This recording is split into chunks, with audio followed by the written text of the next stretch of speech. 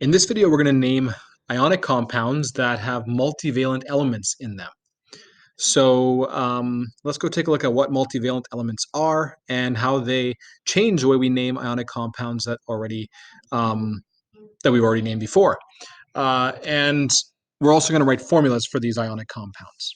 So multivalent ionic compounds are ionic compounds which contain a multivalent element in them. And a multivalent element is an element that can have more than one charge. So, for example, if we're looking at something like sodium in our periodic table here, sodium is in group 1, can only have a charge of +1. That's it. That's pretty easy. So when we're naming a compound with sodium in it, we would just say sodium chloride, for example. There's no need to specify that it's sodium with a charge of 1 because all sodiums will have a charge of 1. But there's some elements, like let's say copper, for example, Cu plus and Cu2 plus. Notice that copper could have a charge of +1, could have a charge of +2, depending on conditions, for example, what it's reacting with.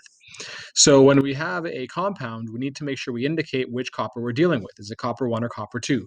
It's kind of like if I had two students in the classroom, or your peers, you had two peers or two friends that had the same name and you were in a group.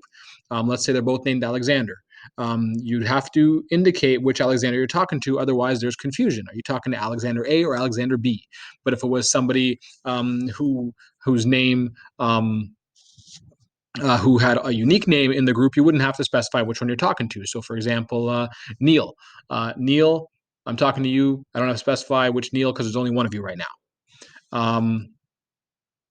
So here we have copper 1 and copper 2. We have to indicate, for example, it's copper 1 chloride or copper 2 chloride.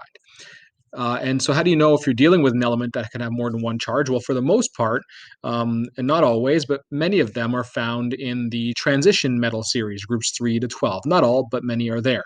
So you can identify them in that way. And you can also look at your periodic table. So if this is the periodic table here, if you scroll down, you have a list of multivalent elements that have more than one possible charge, and most of them are listed here for you. And if they're not, you'll have some indication that it is a multivalent element. But if they are, you kind of have to recognize these. So the more practice you do, the better off you're going to be when it comes to recognizing that you're dealing with a multivalent element. So let's go take a look at how we would identify multivalent elements in a compound. There's two systems that you can use. You can use something called the stock system and something called the classical system. And so the stock system over here identifies the charge that you're using using Roman numerals. So for example, if I'm dealing with copper 1 here, Cu plus, this should be a superscript, not next to it. That would be copper, open brackets, Roman numeral 1. If I'm dealing with copper 2 plus here, that would be copper, open brackets, Roman numeral 2. And so these are just Roman numerals from 1 to 6, but you could have 7, you could have 8, you could have 9, and you can have 10, and you can go more and more and more. You're not going to see much beyond that. Usually you'll see, 5 is the highest. You could have 6 as well. But you're not going to see sort of beyond that typically. You can also have a classical system. The classical system is the older naming system where we use the Latin name along with an ending, either ic or us. So for example, let's go look at copper again. Copper's Latin name is over, let's find it here, is cuprum, C-U-P-R-U-M. The part that's underlined, you would replace it by ic or us depending on which charge you have. If it's the smaller of the two possible charges, you would replace it by OUS. So Cu plus is cuprous. The UM becomes cuprous. If it's the larger of the two charges, so 2 plus here, Cu2 plus, cuprum becomes cupric. And there's only one P there. Spell mistake on my end. Becomes cupric. So you can use either the stock system or the classical system. And let's do some practice here. So we have lead. There's 2 ions of lead, lead 4 plus and lead 2 plus here. Let's do the stock system first because it's the easiest one. We simply write the name lead, open brackets, this is 4 plus, so Roman numerals 4. For the charge with +2 there, lead, open brackets, 2 because it's lead 2 plus. But now for a classical system, we need to go find the Latin name. It's plumbum. Yeah, it sounds funny. Lead is plumbum. And there's 2 possible charges, 2 plus or 4 plus. And so for the 4 plus, the name will be plum. And I'm going to replace the underlined part with IC, because that's the highest of the two charges, ic, so plumbic. And for the classical, for the lower charge, it's going to be plumbus, replaced by OUS instead, because that's the lower of the two charges for lead. How do you know which one to use? Well, it really depends on what your teacher tells you. So if your teacher says name using the stock system, use a stock system. If your teacher says name using the classical system, use a classical system. What we're going to do first, though, is we're going to go from name to formula. So if I give you a name, how can you go to the formula? What I want you to get is that we're still dealing with binary ionic compounds, because we're only dealing with two different elements in it. So for example, lead and oxygen. So it's still binary ionic. The only difference is that one of our metals, one of our elements is a multivalent element, and we just have to indicate that in some way. So going from name to formula is actually a little bit easier when it comes to these multivalent ones, because you're given the charge in the name. You don't have to go to the periodic table to find it. So for example, here, I'm going to do the work below just to show you with more room here. Lead 4 oxide. Well, we know the charge of lead. It's Pb4 plus, because it says 4 there. Oxygen, you go to your periodic table, it's in group 16, so 2 more valence electrons that it needs, so 2 minus. Do your crisscross or your charge balancing, and you get Pb2O4. Don't forget to reduce, and you get Pb1O2. Clean it up, and you get PbO2. See below for the work. So notice we didn't have to go and take a look at our periodic table for the metal, because we were given its charge. Now I want you to understand that this number here does not tell you how many leads you have. It tells you you have lead with a charge of +4, right? So students get confused. They look at the formula and they say, isn't this a 1 by the lead? Isn't this Pb1? Well, no, that means you have 1 Pb. Which Pb is that? Well, it's the Pb4 plus. Let me show you. So here we have Pb4 plus. We have 2 oxygens that are -2 each, or 2 minus. That's 4 minus and +4, 0 total. To get this, we need 1 of the PBs that are 4 plus, and then 2 oxygens. So the number, the subscript just tells you that you have 1 PB. That Roman numeral here really tells you that PB that you have is the 4 plus PB. Let's take a look at the next one. So this was stock system. It told us straight up what it was.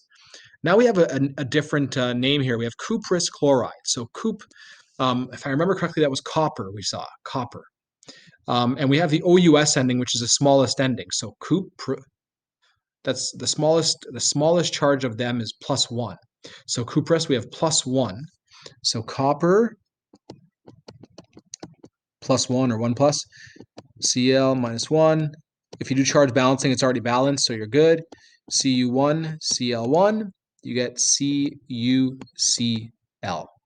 And so that was a bit different, because we had to go find what the charge was, recognizing that the OUS was the smallest of the two charges that are possible using the classical system. So you can pause the video and try the rest yourself and just come back and check your work.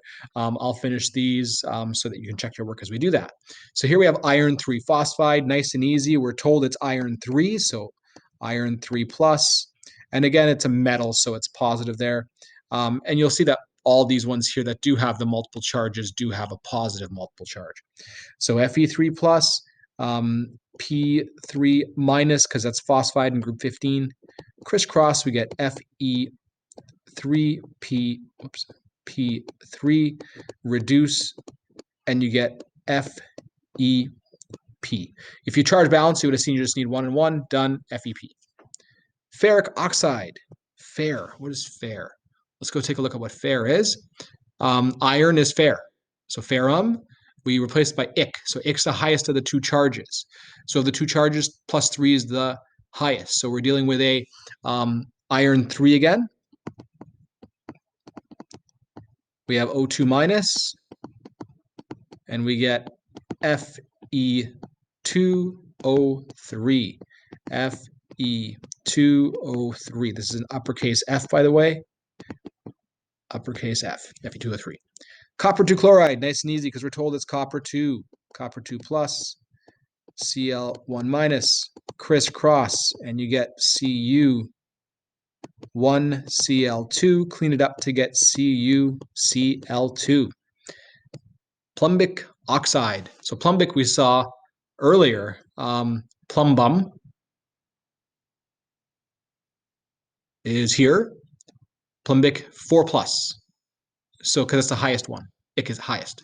So that's actually the same we had earlier. We had lead 4 oxide. It's the same thing. So this is PbO2. So same as example A that we did. It's just that this is the classical system. Classical system. This is our stock system being used. This was our classical system being used. This is our stock system here. And the last one, ferrous oxide. Well, Fer was iron. This time we're using OUS, so the lowest of the two, which is 2 plus, as opposed to 3 plus.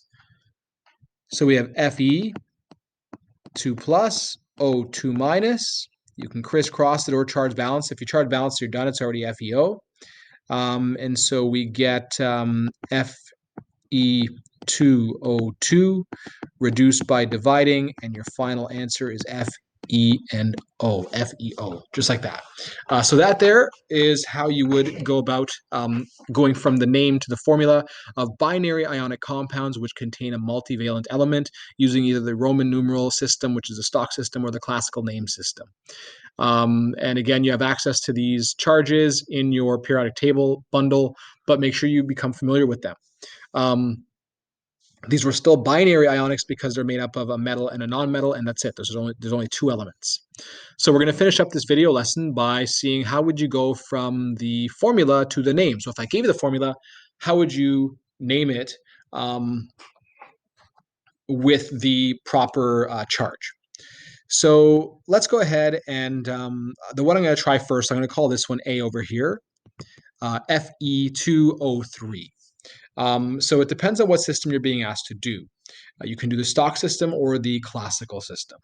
So we're going to start off with the stock system. And your first step is basically just to write down the name of the compound as you normally would. So for example, this here is iron. But what I do is I put a bracket because I know I have to figure out which iron it is since I know this iron here is a multivalent element. So I'm going to put iron brackets and then oxide. So I have most of it done. I just need to figure out which iron I'm dealing with. And so to figure out which iron you're dealing with, you can use a reverse crisscross, or you can do the charge balancing. So I'm going to show you how that works. So if I do the reverse crisscross, Fe2O3 like this, don't call this iron 2 because this just means you have 2 iron ions in there. We don't know what they are. So you have to uncrisscross. You have to take this, bring this back up here, take this, bring this back up here because this is what the charges were initially. And so we get Fe3 plus O2 minus. So this is actually the iron 3 plus. So this is iron 3 oxide. Just make sure that you properly do this. What I do is I double check my anion.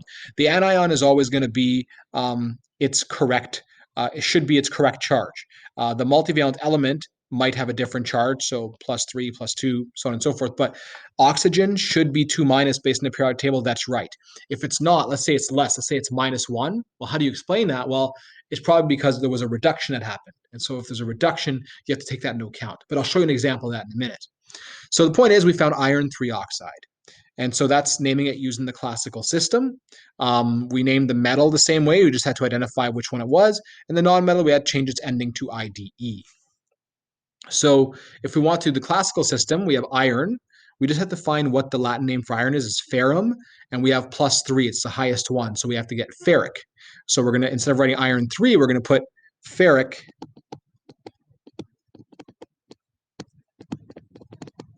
oxide. If you're already comfortable with this, you can pause the video and try it yourself and check your answers after. I'm going to do a few more examples. I'll finish these examples here with you.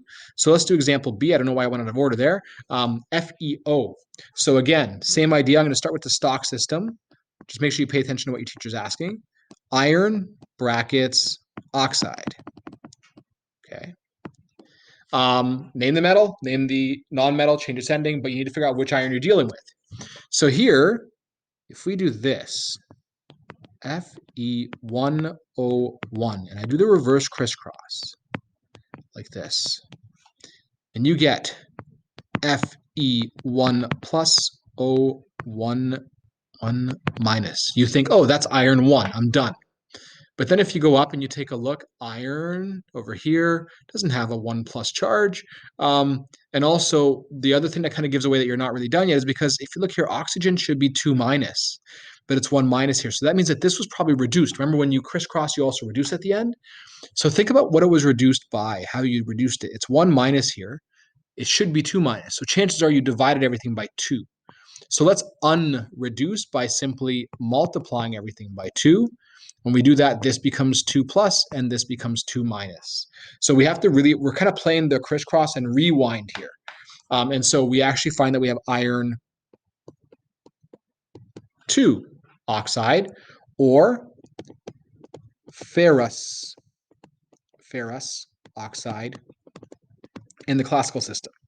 You could have also done the charge balancing method. So for example, here I have one Fe, one O. I'll put the charge of O because I know that for sure. It's always 2 minus. It's not multivalent. So I need to figure out what does this charge have to be here to get me to have 0 overall based on having only one Fe and one O. Well, if you put plus 3, that won't work because you're going to be at plus 1. This has to be plus 2. So that could work that way. Likewise, you could have done charge balancing here. You could have said, well, I have 3 oxygens, and each of those oxygens is 2 minus. I have 2 irons in my formula. And I need to figure out what the charges are. Now, the 2 irons should have the same charge. We're not going to see any difference, any exceptions to that.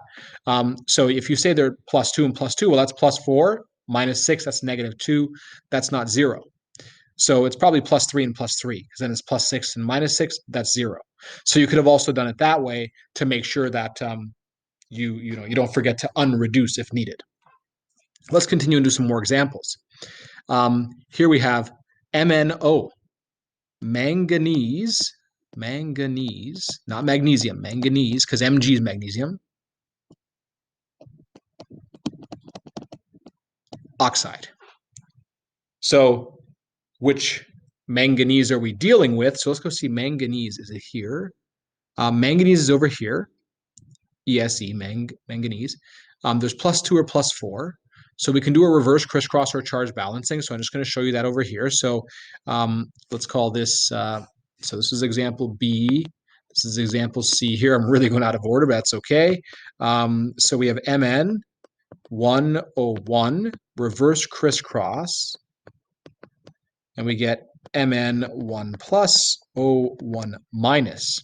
Now, the O, you'll notice that it's 1 minus. It should be 2 minus because we reduced by dividing by 2. So let's multiply all by 2. It becomes 2 plus and 2 minus. So this is manganese 2 oxide, or you could have done the charge balancing method.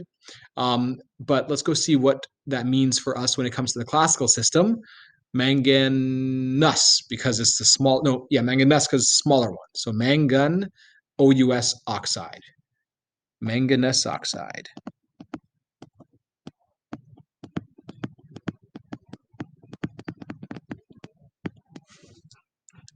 Let's take a look at AUN. AUN. Now, I don't have AU there, but this is an example that I'll add here. So I believe AU is aurum. So that would be actually gold. Let me just double check if I don't have it anywhere here. No, yeah, so it's gold. I'm just going to add up here gold. Gold is AU, and gold can be 1 plus or 3 plus. So gold can be 1 plus or 3 plus. And so we're going to try to figure out which gold we're dealing with. And also gold has a Latin name. And the Latin name for gold is aurum. Aurum. So that's where the symbol comes from. Aurum. And would replace the ending um. by us or ick, depending on which gold we have. So let's go ahead and try that out. I believe gold can also have a 2+ charge, but we're just going to deal with its most common charges right now. So for gold, we have gold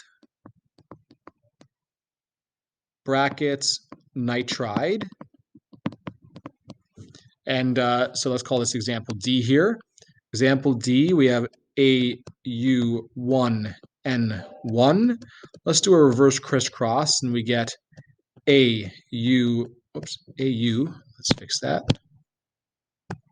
AU1 plus, N1 minus. Notice N should be 3 minus. So we had reduced, so we have to unreduce by multiplying by 3, and so that becomes 3 plus and 3 minus. So this is gold 3, that's 3 in there. And it's the larger one, so it's auric nitride, because you replace the UM by the ick since it's the larger one. And then we'll finish up with our last two there. So I'm just going to erase a couple examples so I have some room to write here.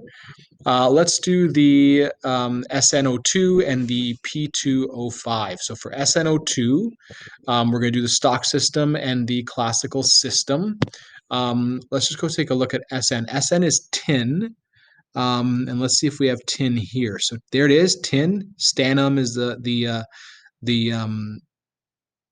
Latin name. So SN, there's 2 plus or 4 plus. So let's go take a look at what we're looking at here. So let's call this example E.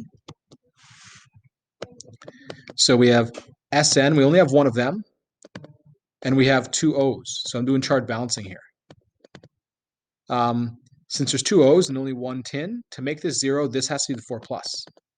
So this is tin oxide, and in brackets we're going to put 4 because it's the tin 4 oxide.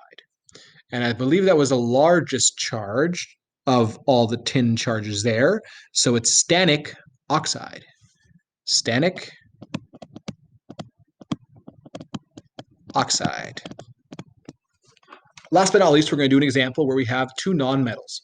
So normally this would be a molecular compound, but in this case, if I give you a table like this and I tell you to name it using the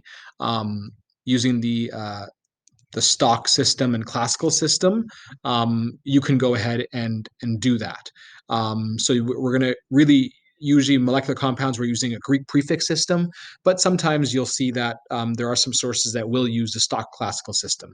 So normally, again, we'd use molecular, but for this, we're going to practice just to show that there are some cases where you can have these molecular-looking compounds with 2 nonmetals in it. So I'm going to name it using the stock and classical system. That's why I put a little asterisk there to show that it's a bit different. But it would be the same general rules if we're using those systems there. So the one with the multiple charges in this case is the phosphorus. So we have +3 and +5. Let's see which one we're dealing with here. So this is example F, P2O5. Let's do a reverse crisscross.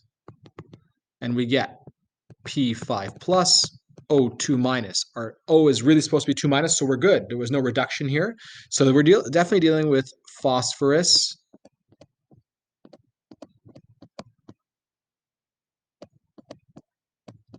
5 oxide. Okay, phosphorus oxide. And if you were naming it using the classical system, whoops, I put an OUS there. It should have been a US. Let's see if we have the highest charge or the lowest charge. So we have 3 plus and 5 plus. We have the highest charge. So we're going to have phosphoric oxide. Phosphoric oxide. Again, we don't typically use this for molecular compounds like this,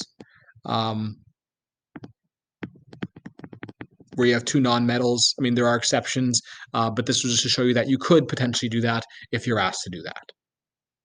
So there we just finished going from formula to name of multivalent elements. Essentially the same rules for ionic compounds that you saw previously, just that you have to really identify which multivalent element you have by either using the stock system or the classical system. But again, we're still dealing with binary ionics because there were only two different elements, a metal and a non-metal.